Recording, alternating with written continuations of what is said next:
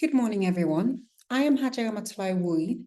I am a multidisciplinary researcher from Sierra Leone, and I'm involved in the GCRA-funded ARISE project, which is Accountability and Responsiveness in Informal Settlements for Equity, and the FCDO-funded Rebuild for Resilience project, which is a health system strengthening project in fragile and conflict-affected settings. I'll be using my experiences from both of these projects to answer the following questions. So the first question focuses on the key challenges to progress in promoting urban health from my perspective. So for me, urban policies for health and well-being are not holistic, and they do not capture the unique challenges of informal settlements. So the reality is there is continued proliferation of informal settlements, and this can be attributed in part to the false promises of urbanization, where we see migration from rural areas, and it's often poor people moving from these rural communities to urban communities, as it is perceived that this will translate into better access to social services and economic opportunities. But we know that the reality is far from that. So the downstream effect of these factors combined, so the fact that policies are not holistic and they do not capture the unique challenges of informal settlement, and then we have continued proliferation of informal settlements. Collectively, this has a negative consequence with regards to health and well-being in urban spaces. So for example, in Freetown, which is the capital city of Sierra Leone, we currently have 68 informal settlements, hosting about 35% of the city's population in inadequate conditions, characterized with overcrowding, amongst other things. Existing data also shows that there is an upward trend.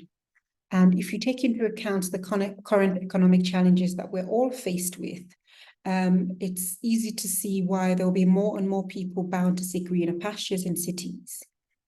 And we should also remember at this point that even without continued urbanization, the existing informal settlements are faced with increased vulnerabilities, increased challenges, which with increased inequalities, and continued urbanization will only exacerbate these challenges and inequalities further. So what are some of these challenges? For example, access to healthcare. So this is an ongoing challenge, and it is attributed to a number of context-specific issues and systemic issues, but ultimately access to healthcare is inadequate or inaccessible due to inequitable spatial distribution of health services, poor quality of care, and health infrastructure.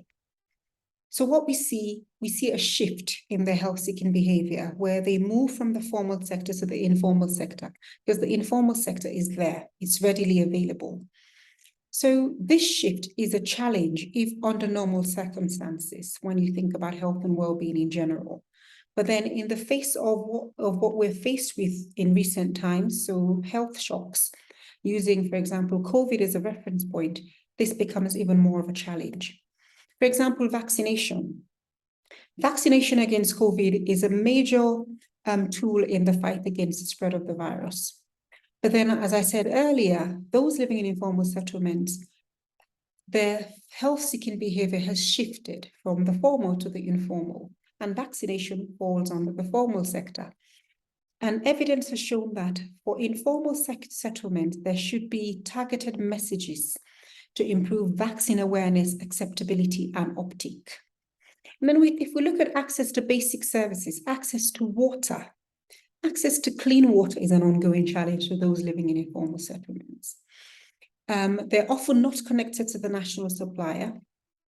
And again, that links back to the health and well-being. But then in the face of an infectious disease outbreak, using again COVID as a reference point, becomes more of a problem. So we all know the safety measures that were introduced in the fight against the spread of the virus. So for example, hand washing stations, maintaining social distances, and lockdowns. So hand washing, you need clean water.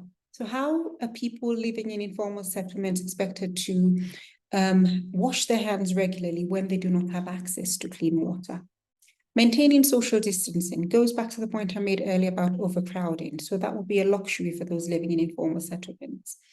And then lockdowns. That was a major tool that was used to curtail the spread of the virus. But then the reality is when we lock down those living in informal settlements, it means they cannot go out to fetch water. Some of them, their socioeconomic standing is affected because they live on a daily basis. What they earn on a daily basis is what they survive on. So it goes back to the point that the policies, well-meaning policies, are being introduced, but they do not take into account the unique challenges faced by those living in informal settlements. Then we go to waste management. That's an ongoing challenge in informal settlements. They do not have adequate systems for waste management, and this links back to the health and well-being. So policies needs to be designed that takes that into account. And then you look at the nutritional status. This links to the economic standing and the environment that they find themselves in general.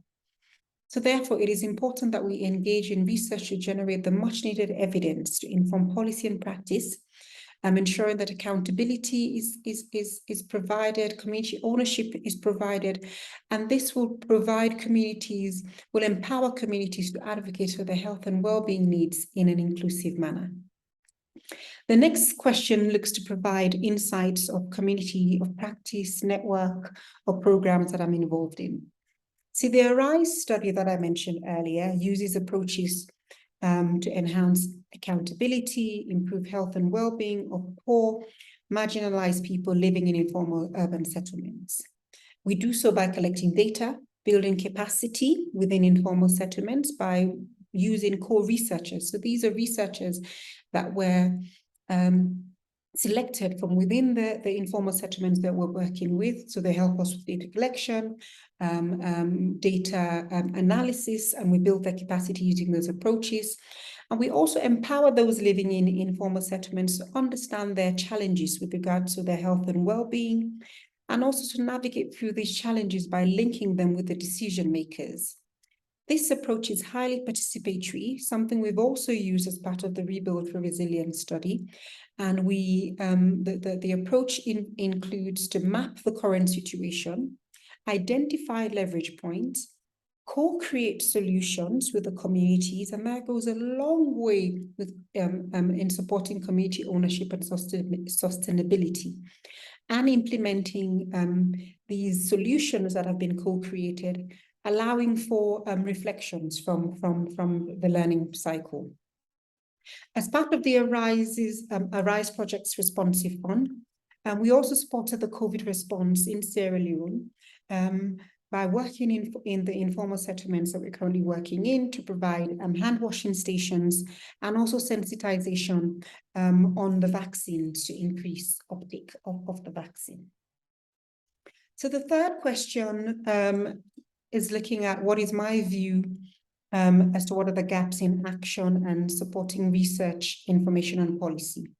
So it goes without saying, political will. A political will should be there. So currently, the government of Sierra Leone planning in informal settlements is currently not available due to lack of legal status. So in other words, those living in informal settlements, according to the government of Sierra Leone, they are classified as illegal.